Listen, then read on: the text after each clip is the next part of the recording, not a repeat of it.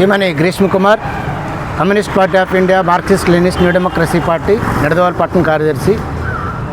గత కొన్ని రోజుల క్రితం ఆంధ్రప్రదేశ్ ప్రభుత్వం జీవో నెంబర్ 396 అనేది ఆయన ఒక జీవోని విడుదల చేసి మొత్తం రిజిస్ట్రేషన్ శాఖ ద్వారా జరుగుతున్నటువంటి వ్యవహారాన్ని ప్రైవేటు వ్యక్తులకు అప్పగించేటువంటి రిజిస్ట్రేషన్ సేవా కేంద్రాల ఏర్పాటుకి తెరదీస్తా జీవో విడుదల చేసి రాష్ట్ర వ్యాప్తంగా 5 లక్షల మంది పైగా ఉన్నటువంటి ఈ డాక్యుమెంట్ రైటర్ల ఉపాధిని దెబ్బతీసే ప్రయత్నం చేస్తూ ఉంది. ఈ జీవో ద్వారా దస్తావేజ్ లేఖర్లందరూ కూడా రోడ్డును పడేటువంటి వాతావరణం కనిపించబడతా ఉంది. దీన్ని తీవ్రంగా వ్యతిరేకిస్తా 2 రోజులుగా పెన్ డౌన్ కార్యక్రమం జరుగుతూ ఉంది.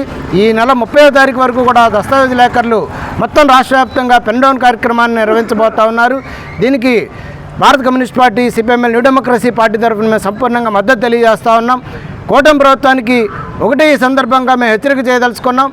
ఎన్నికల సందర్భంగా ప్రజానీకం యొక్క సంక్షేమానికి పాటుపడతామని, వీరికి ఉన్నటువంటి సమస్యలన్నింటినీ కూడా పరిష్కారం చేస్తామని మీరు హామీ ఇచ్చి ఎన్నికల్లో గెలవడం జరిగింది. ప్రధానంగా నిరుద్యోగ సమస్యను పరిష్కారం చేస్తామని కూడా మీరు ఇచ్చిన హామీల్లో భాగం అది.